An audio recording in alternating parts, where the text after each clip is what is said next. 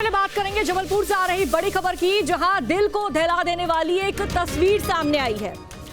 बच्चे को सीने से लगाए मां की तस्वीर सामने आई है। आखिरी सांस तक मां ने बेटे को पकड़ा रखा था। बांध से बॉडी निकलते ही लोगों की आंखें नम हो गई। देखिए, इस पूरे हादसे में मां और बच्चे दोनों की मौत हो गई।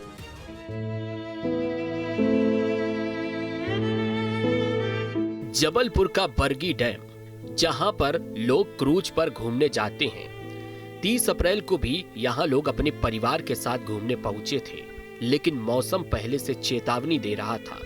तेज हवा के झोंके, नर्मदा की ऊंची ऊंची उठती लहरें, पानी में उफान संकेत दे रहा था कि खतरा है। लेकिन यहां पहुंचे पर्यटकों को इसकी जानकारी नहीं थी।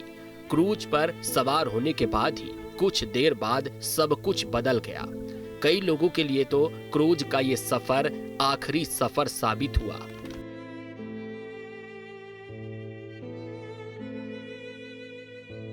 जबलपुर के क्रूज हादसे ने सबको झकझोर दिया है। इस हादसे से जुड़ी जितनी भी तस्वीरें सामने आई, वो दिल दहला देने वाली हैं।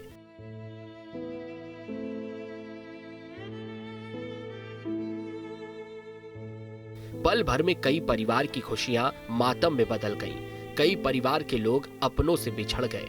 कई परिवार अब भी अपनों को तलाश रहे हैं। रेस्क्यू के दौरान एक ऐसी तस्वीर सामने आई जिसको देखकर सबकी आंखें छलक आईं। एक महिला का शव निकाला गया तो उसका 3 साल का बच्चा उसकी लाइफ जैकेट में मिला। मां ने अपनी ही लाइफ जैकेट के भीतर अपने कलेजे के टुकड़े को समेट लिया था। उसने बच्चे को अपने सीने से इतनी मजबूती से चिपकाया था कि काल का क्रूर झोंका भी उन्हें अलग नहीं कर सका। रेस्क्यू टीम ने जब उन्हें बाहर निकाला तो दोनों के शव एक दूसरे को बाहों में जकड़े हुए थे।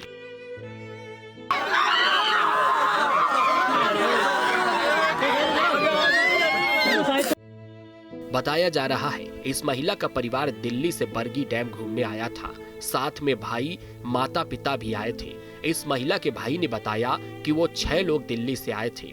परिवार के 3 लोगों को तो बचाया जा सका, लेकिन 3 लोगों की मौत हो गई। उनकी बहन और उनके भांजे को नहीं बचाया जा सका। देखिए, परिजन हमारे साथ मौजूद हैं। लगभग उनके परिवार में 3 कैजुअलिटीज हुई हैं। कुछ लोग जो है वो सही सलामत वापस आ गए, तो लोग जो रेस्क्यू से बाहर निकाल लिया गया। सर एक्चुअली टोटल मिला के 6 लोग गए थे हमारे परिवार से। मेरे मम्मी पापा, मेरी बहन जीजा और उनके दोनों बच्चे। 6 में से 3 लोग बाहर आ गए हैं, जिसमें से मेरे पापा, मेरे जीजा और मेरी भांजी, ये तीनों लोग कैसे करके बाहर आ गए। बट मेरी मम्मी और मेरी बहन और मेरा भांजा, ये तीनों लोगों ने गिराए हैं।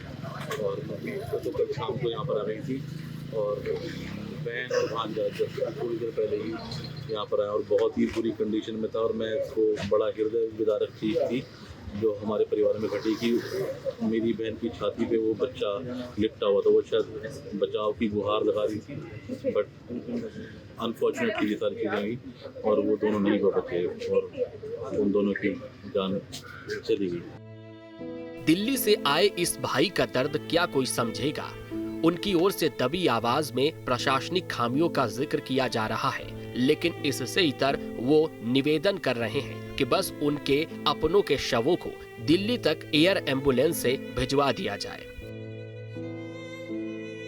बस मेरी गुजारिश ये है आपके माध्यम से कि हमारे वो मतलब जो बॉडीज हैं इनको एयर एम्बुलेंस के द्वारा हमारा जो स्थान है, हमारा दिल्ली स्थान है, यहाँ पर हम रहते हैं, वहाँ पे हमारे सारे परिवार के लोग हैं, वहाँ तक हमको पहुँचाया जाए। तो ये प्रशासनिक गुजारिश है हाथ जोड़कर, क्योंकि एक टूरिस्ट के तौर पर वो यहाँ पर आए थे और प्रशासनिक तौर पर गड़बड़ी हुई जो जैसे भी थी वहाँ पे।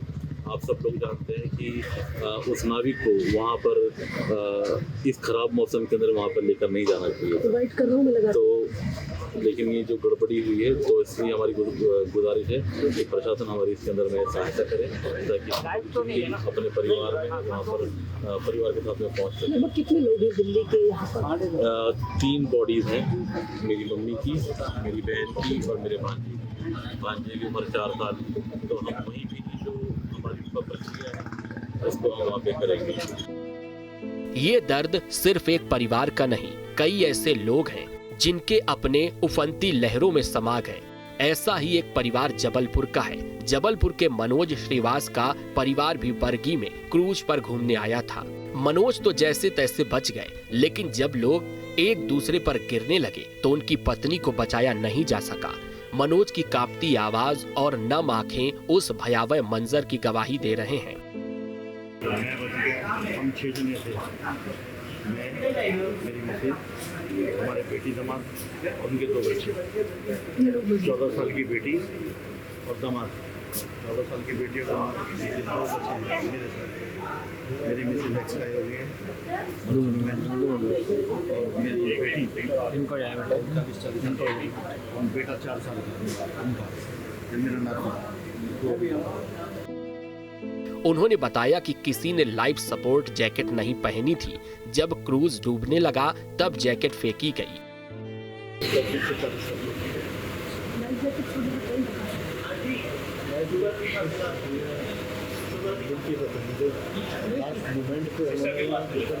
डूबने लग रहा था ना,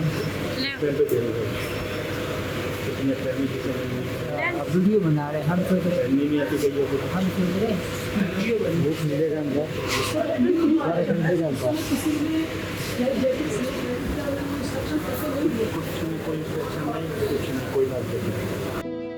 जो लोग क्रूज पर सवार थे और जिन्होंने अपनों को खोया है, उनकी ओर से बताया गया कि क्रूज पर सुरक्षा के कोई इंतजाम नहीं थे। किसी भी यात्री को लाइफ सपोर्ट जैकेट नहीं दी गई थी। इमरजेंसी में कैसे सुरक्षा करनी है ये भी नहीं बताया गया था। क्रूज के डगमगाने पर लोगों ने खुद ही लाइफ जैकेट निकाली थी। यात्रियों ने खुद ही लाइफ जैकेट उठाई और एक दूसरे को दी। आखिरी समय में कुछ समझ नहीं आया, लोग एक दूसरे पर गिर रहे थे। इस बीच लाइफ जैकेट पहनने का वक्त नहीं मिला। आप समझ सकते हैं कि जब पानी सिर के ऊपर चढ़ रहा हो, लोग चीख रहे हों और उसी वक्त किसी को पहली बार कैसे समझ आएगा कि लाइफ जैकेट कैसे पहननी है, तो हालात कितने भयावह होंगे। सवाल है कि क्या इस हादसे को रोका जा सकता था? अगर जरा सी भी सावधानी बरती जाती तो शायद इनके परिवार के लोग इनके साथ होते। जबलपुर से अमित सोनी के साथ टीम न्यूज़ स्टेट। इस हादसे में जितने भी लोग हैं, जो मृतक हैं, उनके परिजनों का क्या कुछ कहना है, सुनाते हैं आपको।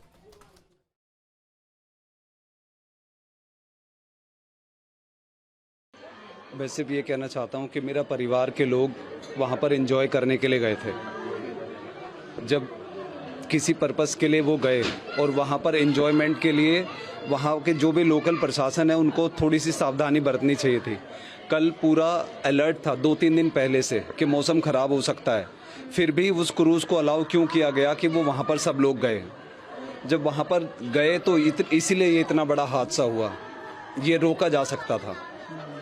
लापरवाही आपने कहा रोका जा सकता था, तो कहीं ना कहीं इसमें सिक्योरिटी पर्पस को देखा जाए। आपने मौसम विभाग का जिक्र किया है, तो ग्रीन सिग्नल दिया होगा तभी वो आगे बढ़ा है। तो चेकिंग के मामले से इसको देखते हैं, उसमें कुछ नीचे डैमेज हो सकता है या कैसे ओवरऑल? क्रूज सही चल रहा था, चलते हुए फिर जब मौसम खराब होने हुआ, येलो अलर्ट पहले से ही था। सवाल ये है कि येलो अलर्ट होने के बाद भी उसको अलाउ क्यों किया गया कि वो आगे जाए, वो लोगों को, सवारी को बिठाए क्रूज के अंदर। ये सबसे बड़ा सवाल है।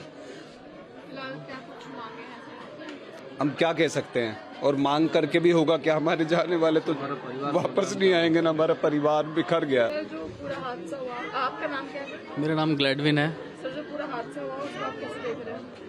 ये बहुत दुखद है मेरे लिए। मेरी ज़िंदगी बहुत ज़्यादा परेशानी में हो गई, दुख हुआ है मेरे ऊपर। बहुत बड़ा पहाड़ टूट गया एकदम से। मेरे घर के 3 सदस्य, मेरी बहन, मेरी मम्मी, मेरे भांजा 4 साल का, सारे ख़त्म हो गए इस हादसे में। लापरवाही की बात की जाए तो उन्होंने कहना है कि वेदर की वजह से भी प्रॉब्लम हुआ है। येलो अलर्ट पहले से ही था। क्रूज में भी क्या कुछ डैमेज का, क्या कुछ अभी तक आपके पास रिपोर्ट्स आई है? क्या कुछ जानकारी सामने से आई है? कैसे बताया जा रहा है?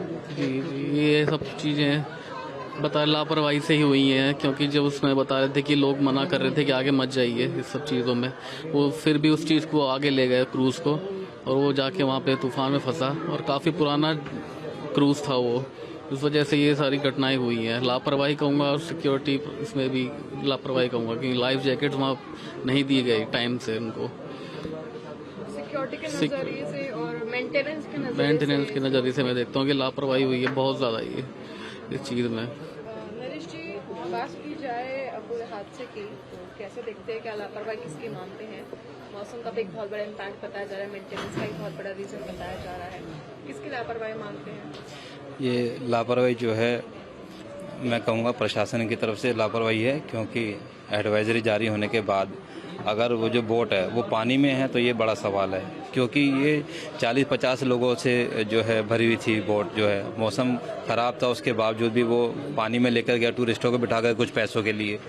स्थानीय लोगों ने उसको रोका भी, बोला भी कि मौसम ख़राब है, साइड लगा दो। और जो बोट में हमारा परिवार शामिल था उसके अंदर बैठे हुए थे, उन्होंने भी बोला था कि भाई वापस ले लो, साइड लगा दो, लेकिन उसने सुना नहीं और वो आगे लेकर गया, जिसकी वजह से फिर मौसम ख़राब हुआ तो अचानक इतना ये बड़ा हादसा हो गया। सर, मेंटेनेंस के नजरिए इसमें दिया जा रहा है कि बोट पुरानी थी, उसमें कुछ हाँ, हमने भी कुछ न्यूज़ चैनल में देखा कि 20 साल पुरानी वो बोट थी, उसका मेंटेनेंस कैसा था कैसा नहीं तो पता नहीं, तो जांच का विषय है। लेकिन ये जो हादसा ना, इसने हमें तोड़ दिया पूरा। हमारे परिवार के हमने 3 सदस्यों को खोया है। अब से डीडी फ्री डिश की चैनल नंबर 57 पर देखिए न्यूज नेशन।